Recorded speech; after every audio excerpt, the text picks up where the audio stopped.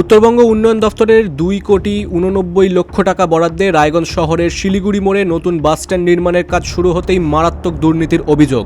প্রকল্পের স্বচ্ছতার অভাব, কোনো শিডিউল বোর্ড না টাঙানো নিয়ে প্রথম প্রশ্ন ওঠে। সবচেয়ে গুরুতর অভিযোগটি হলো প্রায় 35 লক্ষ টাকা বরাদ্দ থাকা সত্ত্বেও জলাশয় ভরাট করতে মাটি না দিয়ে ব্যবহার করা হচ্ছে নিম্নমানের তুষের ছাই।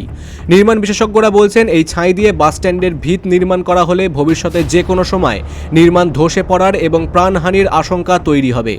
অভিযোগ, এই ছাই স্থানীয় কল্যাণী সলভেক্স নামের একটি সংস্থার, যার কোনো নিরাপদ নির্মাণ দণ্ড বা গ্রেডেশন নেই। এই অভিযোগকে কেন্দ্র করে শুরু হয়েছে তীব্র রাজনৈতিক তরজা। স্থানীয়দের দাবি, এই পুরো প্রকল্পে চলছে কমিশনের খেলা।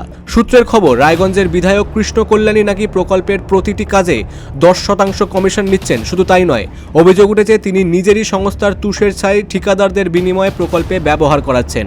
শহরবাসীর কটাক্ষ, সরকারি টাকার লাভ শেষ পর্যন্ত ক্ষমতার অন্দরমহলেই ফিরছে।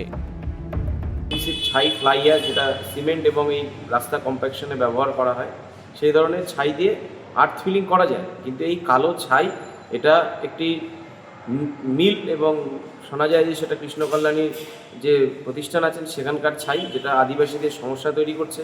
গ্যাস তৈরি হয় সেই ছাই থেকে, সেই ছাই এনে এখানে ফেলা হয়েছে।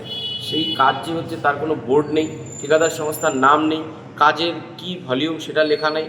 সেখানে একটা জলাভূমিকে ভরাট করা হচ্ছে, সেই জলাভূমি ভরাট করা হচ্ছে ছাই দিয়ে, এবং তার উপরে নাকি বাস স্ট্যান্ড হবে। সেখানে অনেক বাস চলাচল করবে এবং সাধারণ মানুষ সেখানে যাবে। আগামী দিনে এই বাস স্ট্যান্ড ধসে যাবে কিনা, সেখানে নির্মীয়মান বিল্ডিং ধসে যাবে কিনা, এটা একটা বড় প্রশ্নের সামনে আমরা রায়গঞ্জবাসী আছি। উত্তরবঙ্গ উন্নয়ন দফতরের 3 সদস্যের একটি প্রতিনিধি দল আকস্মিক পরিদর্শনে এলে তাদের পরিদর্শন মাত্র 3 মিনিট স্থায়ী হয়। স্থানীয়রা এটিকে নিছকই আইওয়াশ বলে অভিহিত করেছেন। বিজেপি, বাম এবং কংগ্রেস সব বিরোধী দলই এই ঘটনার নিরপেক্ষ তদন্ত এবং দোষীদের বিরুদ্ধে কঠোর ব্যবস্থা নেওয়ার দাবি জানিয়েছেন।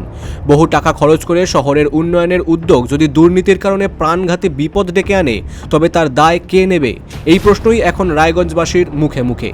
রায়গঞ্জ থেকে রামকৃষ্ণ দাসের রিপোর্ট, বিগ নিউজ বাংলা।